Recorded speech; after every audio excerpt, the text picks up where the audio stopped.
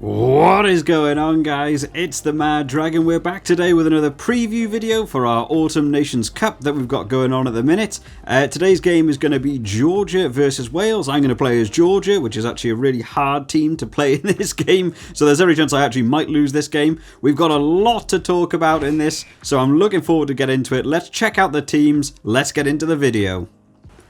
Okay guys, here we are in the game. I've got a lot to talk about in this video. So, let's start off with Wales, because that's the team I have the most to talk about after last week's games. I was actually going to end up doing a review for the Wales-Ireland game. I just haven't had a lot of time this week to actually sit down and go through and sort of script out what I wanted to say about that game. But what an interesting game that was. Wales versus Ireland.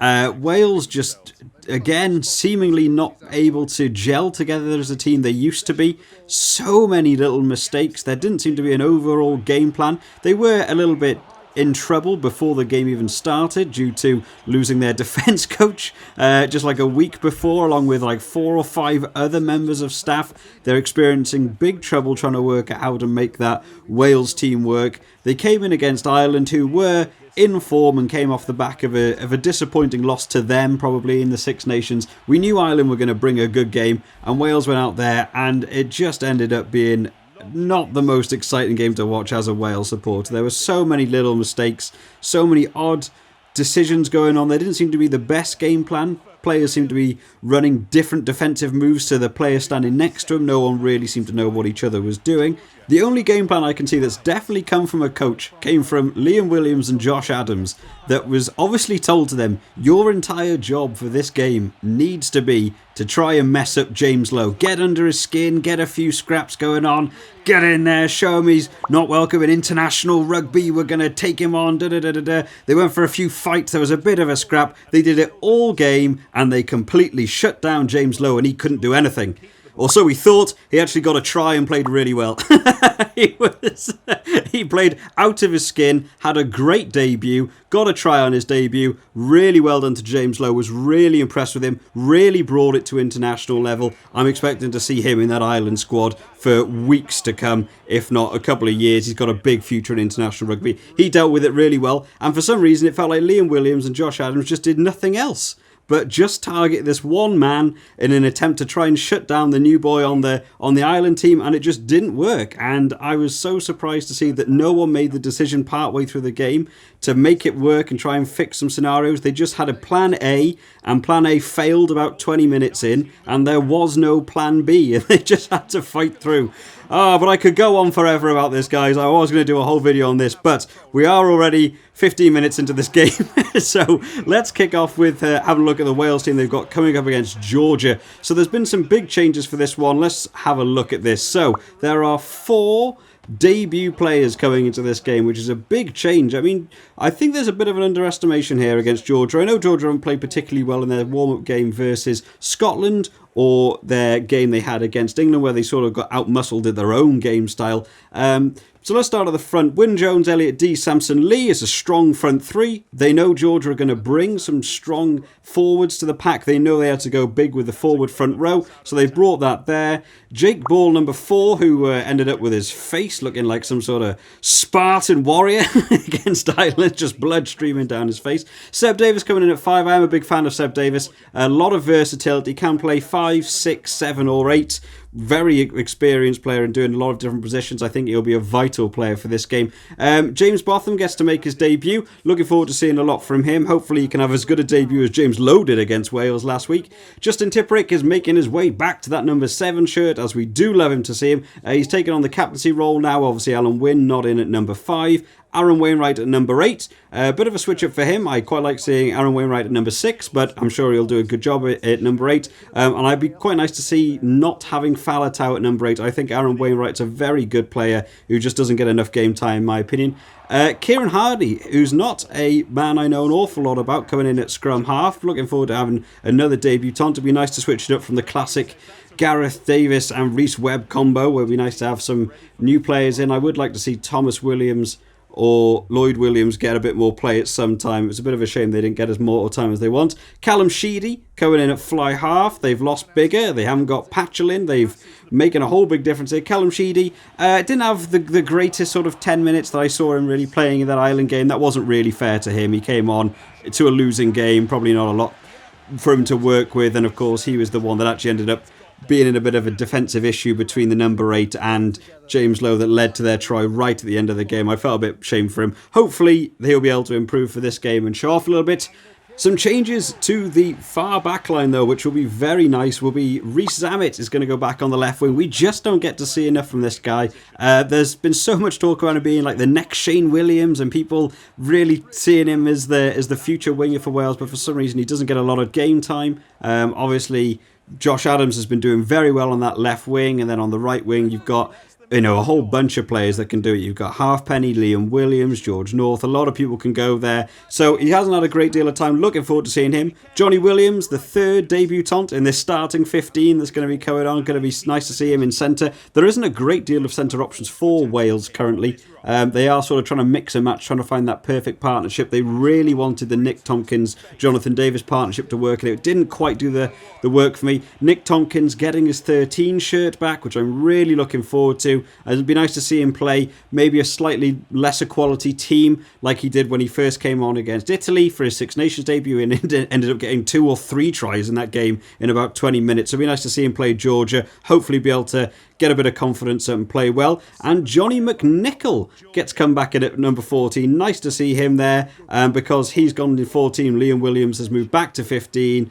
Lee Halfpenny not going to be in the starting 15. Not that he had a particularly good game against Ireland. Defensive work wasn't the best I've seen from him. The high ball catches that he was missing felt very unlike watching Lee Halfpenny play, and even the kicking wasn't up to scratch. So he's been dropped out of this starting 23 entirely, actually, for Liam Williams to drop back to that 15. And we just got to hope Liam Williams doesn't have some vendetta to take out on this one. Liam Williams actually ended in the Super Brew Fantasy League that I'm a part of. He actually ended last week on minus 0.5 points. He actually would have scored better had he not turned up to the game, which is a shocking revelation. But that's the front 15 that's going to be going out for Wales. There's a lot of inexperience here, but I think it'd be nice for them to get some international time, especially against a team like Georgia, a Tier 2 nation, being able to show off a little bit.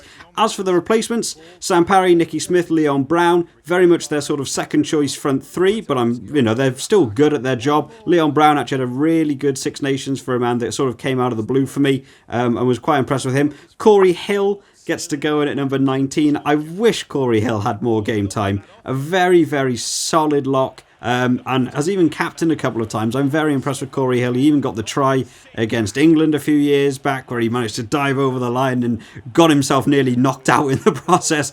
Gives it for his country. Love to see Corey Hill back in. James Davis coming in at 20. Again, another solid forward. You just don't get to see the name of often enough. Reece Webb at number 21. Again, for me, I probably wouldn't have Reece Webb in this team. They've just got him in as a experienced scrum half. He's probably going to come on in that second half just to revitalise that team if Kieran Hardy's began to slow down a little bit. Ioan Lloyd, not a player I know at all, actually. This has come a bit out of the blue for me, and I feel a little bit embarrassed I don't know some Welsh internationals coming in. I need to find out a little bit more about Ioan Lloyd, but I'm looking forward to seeing him make his debut. Hopefully he can have a good game. And Jonah Holmes, again, another name you don't get to see an awful lot of. Very versatile player. He can play fullback, and I've also seen him play fly half. I think he could go on the wing if you needed him to, but that tends to be where he ends up going. Very good kicker. Looking forward to seeing him get on the pitch. As a Wales 23, not the most experienced, not the most capped 23 you'll ever see. Obviously, they are against Georgia. We wouldn't be expecting to see them bring on their big teams they're going to be playing. They do have England next week, which they're going to want to save a lot of their key players for. But hopefully Wales can come into this with a good chance of winning. It'd be nice to see Wales get a win under their belts for the first in a long time. What are they on now? 6-7 losses? They're about to make some sort of history. I'm really hoping they can turn it around. I'm looking forward to this game. I'm looking forward to see some new players players, I think a lot of players for the Wales team have got very settled in their positions, knowing they're going to get on the starting team. So it will be nice to see some new guys get in. Bit of competition for some new places and people wanting to then fight for their positions. I think it'll be nice. And you might even be able to get to see some shining stars. I think Pivac has come into gaining a bit of an old guard team from Gatland's, and he's now trying to change their game style. And they got through to the semi-final of the World Cup. They don't really understand the different methods they're going to change to, and something isn't working, something's not clicking. They need to shift it up a bit. They've changed management staff. They're now going to change some players, adding a lot more debutants in, which I think is a good move. I'm just hoping we don't see a Wales loss, but there's every chance. Let's talk about this Georgian team. So the Georgians won't be overly happy with their game they had against England. Coming away from that game with 0 points, I think, will have been a bit of a shame for them. They did play really well, actually. I was very impressed for the first sort of 25-30 minutes. Their defensive effort was really, really impressive. They really held England back. England are well known for that sort of first 10 minutes. They like to get a try in really early, put the pressure on, and they really held up for a long, long time. It was just a shame for them. It goes down to fitness. And again, they are a tier 2 nation going into play pretty much an England team that probably could have been in a World Cup final against them there, going up against it. They had a lot of fitness issues. As soon as that sort of 30-35 minute marker hit, there you could see hands on hips, hands above heads, huge breathing. Those forwards got tired real quickly, and it was just a shame for them that they were coming up such an experienced England side in that forward pack. But they actually played a really good game, and they haven't actually made a great deal of changes from that England game to this Wales game. Most of the players that they've changed are now on the bench or were on the bench for the England game. They're now swapped in the starting 15. They obviously have a pretty set 23 from what I've seen from the Scotland and England game. So let's check it on screen. So the front three has changed up a little bit. We've now got Begradze rather than Mamukiashvili in there, but I'm expecting to see pretty much across the board some strong forward. I don't think it's going to matter to them who they have on. They all seem to be big lads who are going to be able to do really well.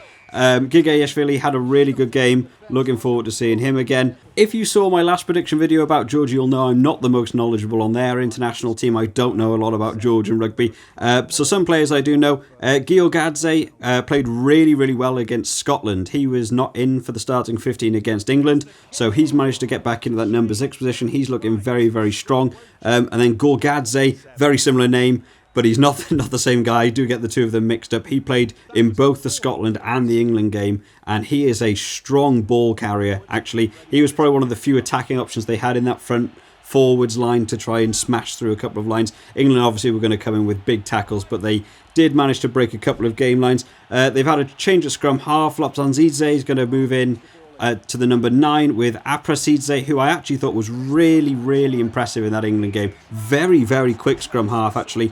He's probably one of the few players I know of as being an actual professional level scrum half, so he's doing very well.